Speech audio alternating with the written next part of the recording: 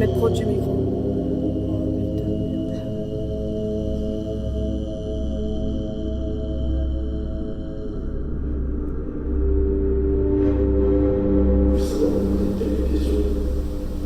Oh, ça vient de claquer. Quitter les lieux parce qu'on ne sommes pas habitués à la chose et pour tout vrai dire.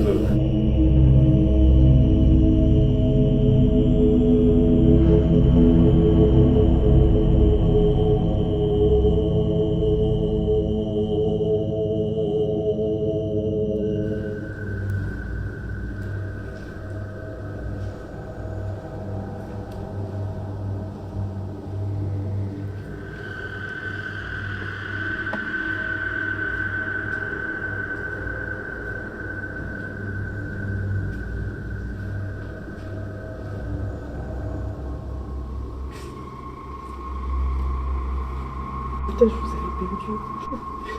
J'étais là, putain, il est trop beau. On se retrouve aujourd'hui dans un lieu assez spécial, un bâtiment, un ancien hôpital. C'est en 1714 qu'on trouve les premières traces de cet hôpital. Donc en fait, Louis XVI, dans un plan de rénovation de la France, avait lancé le fait de construire des hôpitaux dans les zones rurales. Et donc aujourd'hui, on se retrouve dans cet hôpital abandonné du XVIIIe siècle. Vous allez voir dans un état assez particulier, mais plutôt bien conservé. Les lieux sont assez vétustes, on va essayer de faire attention. Et on vous souhaite une bonne visite.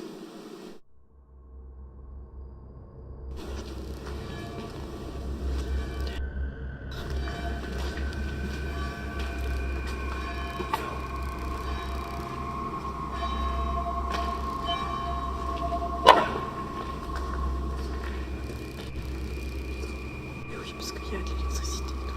Par contre, là, ça donne sur la rue. Ce soir, nous avons parcouru à 3 près de 100 km pour venir découvrir un lieu particulier. C'est sur la place d'un village de 200 âmes, perdu au milieu de forêts, que notre soirée débute. Armés de nos caméras, nous commençons à rejoindre discrètement le lieu, tandis que des visages curieux apparaissent aux fenêtres des maisons. Il faut dire que les habitants de ce hameau n'étaient pas accueillants, sûrement surpris de voir 3 jeunes, le soir, dans ce lieu perdu. Néanmoins, nous rentrons dans l'ancien hôpital discrètement, sans avoir été vus, et avec nos caméras et notre détecteur d'ondes électromagnétiques. Le but de cette urbex n'est pas de faire une enquête paranormale, mais de découvrir ce lieu tout en cherchant des indices de présence. L'hôpital a été construit en 1714. Louis XIV est alors roi de France. Il ordonne la construction de plusieurs hôpitaux, dont celui-ci, pour réduire les distances entre les Français et leurs lieux médicalisés. En visitant ce lieu, on peut constater que l'agencement des hôpitaux n'est pas le même au XVIIIe et au XXIe siècle. Dans celui-ci, on ne retrouve pas plusieurs chambres individuelles, ou doubles. Il y a une zone pour les hommes, une zone pour les femmes et une pour les enfants. En 1714, l'État français n'est pas un État laïque, et donc ses services publics peuvent être tenus par des religieux. C'est le cas ici. L'hôpital était un hôpital catholique, en témoigne son architecture voûtée et la chapelle intégrée au sein du lieu médicalisé. Durant plusieurs siècles, les religieuses y soignaient ici de nombreux patients, issus des villages aux alentours. L'évolution de la société a conduit les petits hôpitaux ruraux à fermer les uns après les autres. Nous avons passé une nuit à l'intérieur de ce bâtiment âgé de 304 ans, tentant de découvrir ces mystères qui y sommeillent.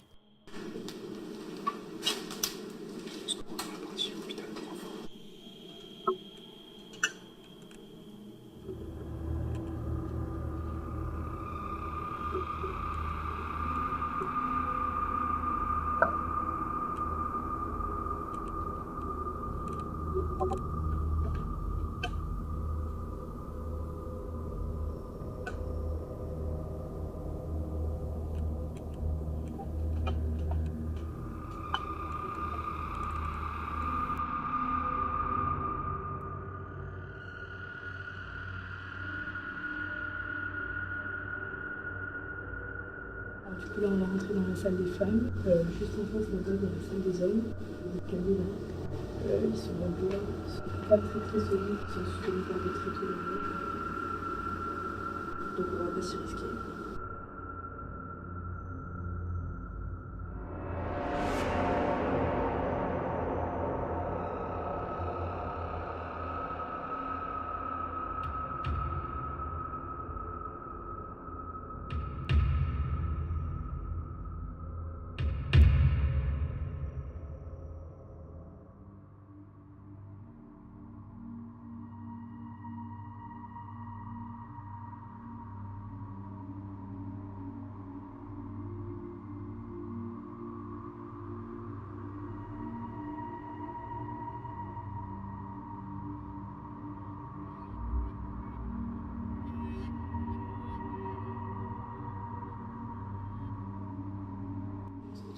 l'ancienne chapelle. Donc comme vous pouvez voir, on voit encore là, les petites découpes avec la croix juste ici, divisées sûrement le passage de ce côté et de l'autre. Ici, il devait y avoir la Vierge Marie qui est en bleu. Et du bas. Vous pouvez constater aussi là-bas que tout a été muré. Toutes les entrées, toutes les sections ont été murées. Donc très compliqué d'accès. Mais ça va bien. J'appelle le beauté.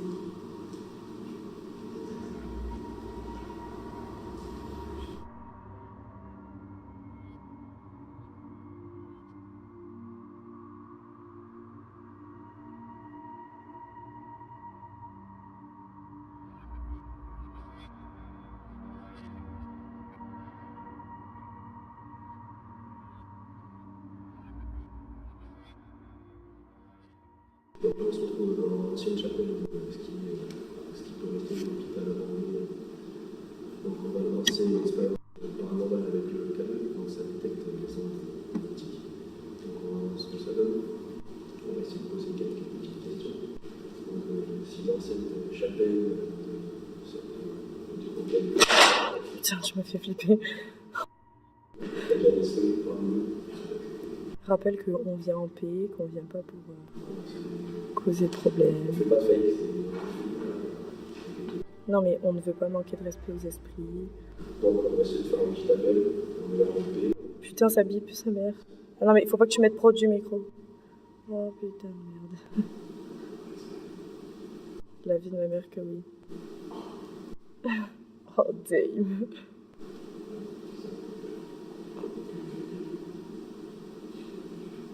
Mais non, c'était le micro. C'était le micro. Non, c'était le micro. T'avais les mains proches. Mais oui.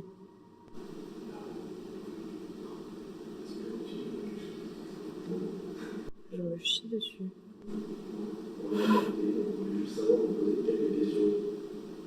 Oh, ça vient de claquer. Non, j'ai peur là. Oui, ça le fait. Est-ce que si on peut poser des questions, des questions rouges, Sans clignoter. sans clignoter, genre moi j'ai rouge.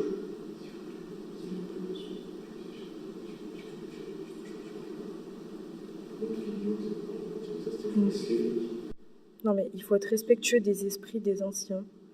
Nous appelons que les bons esprits. Communiquer avec eux.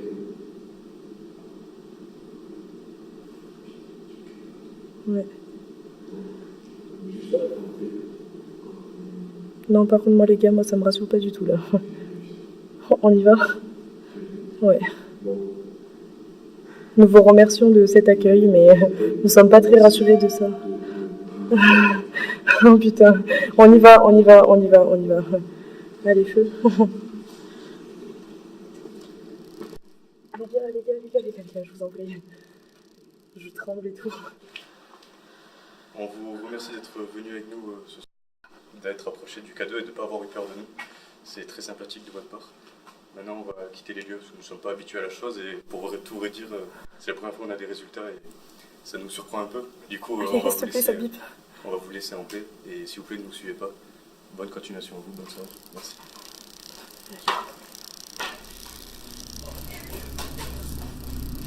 Je suis. Hein? Oui, je vais filmer là. C'est la première fois qu'il y a un truc comme ça. Facile.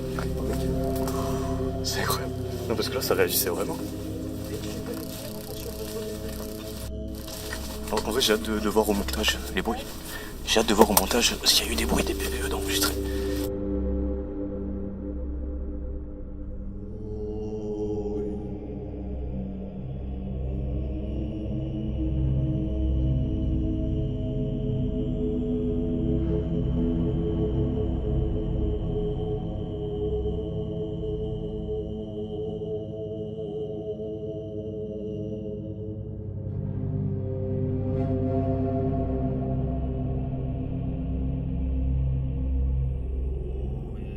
Bon alors c'était très sympa, dommage que petite déception parce que c'était un peu... Il n'y avait pas grand chose dedans en fait. Il n'y avait pas genre d'objets, trucs comme ça, donc déception sur ça. Après très bien conservé, j'ai bien aimé le lieu. Après niveau à la chapelle, le K2 c'était un peu impressionnant, des petits frissons. Ouais, le K2 ça m'a fait serrer parce que je l'avais dans la main. Donc du coup, au début, ça marchait pas, il n'y avait rien. Enfin, on a filmé au début, ça marchait pas. On a commencé à poser des questions. On fire local. Là, par exemple, le téléphone, voilà, il marche. Et on avait tous les téléphones en mode avion, on n'avait rien de magnétique sur nous, rien de technologique. Et il était on fire local, dans le rouge. Pour le K2, j'étais vraiment pas prête. Sachant qu'on s'est posé 1000 fois la question en allant en urbex un peu partout, en invoquant les esprits, même si on reste totalement amateur là-dedans, on n'y croyait pas du tout. Et là, je vous avoue que je vais pas très bien dormir ce soir. Genre là, c'est le doute, quoi. C'est le doute, ça nous était jamais arrivé. On pensait que tous les gens qui faisaient des vidéos sur les urbex comme ça trichaient sur leurs vidéos, enfin vraiment les piper jusqu'au bout. Et là, on se rend compte qu'en fait, c'est possible que non. Donc, à exploiter. Avant de venir dans ce château, dans cet hôpital, dans l'exploration du jour, on en avait parlé, du côté paranormal. Et moi, personnellement, quand j'ai commencé l'urbex, je croyais à fond au paranormal. J'étais le gars qui regardait les vidéos sur YouTube, où dessus il y avait plein de résultats, où on entendait des PVE, où on voyait les potes s'allumer. Et genre, je croyais vraiment à fond que le paranormal ça allait donner à fond quand on allait venir en exploration. On a fait depuis 8 explorations, et sur les 8, on a eu en tout deux petites actions qui pourraient nous faire croire que le paranormal existe. Et encore, c'est très faible et très contestable par la technologie, par la science, etc. Et puis là, aujourd'hui, j'énonce les faits. On est 3, on a tous nos téléphones à mode avion. On a pu croire que c'était le micro qui déclenchait le K2. On a mis le micro à côté du K2, ça se déclenchait mais pas beaucoup. Et puis au final, on se rend compte que c'est en posant la question. Pas du tout. Ouais, ça se déclenchait pas. Et en posant les questions, le K2 réagit et réagit même dans le rouge. Alors je reste quand même un peu sceptique sur la chose parce que avant de venir, j'avais quand même mes convictions comme quoi tout était faké sur internet, que ça marchait pas, etc. Et puis là, au final, on le voit dans l'envers du décor, c'est-à-dire que c'est nous qui le faisons. On sait que c'est pas truqué, quoi. Pour ce coup-ci, il n'y a rien, c'est pas truqué ni rien. Et il y a des réactions. Et comme on est plutôt amateur, qu'on n'a pas l'habitude de faire ça, on a préféré stopper.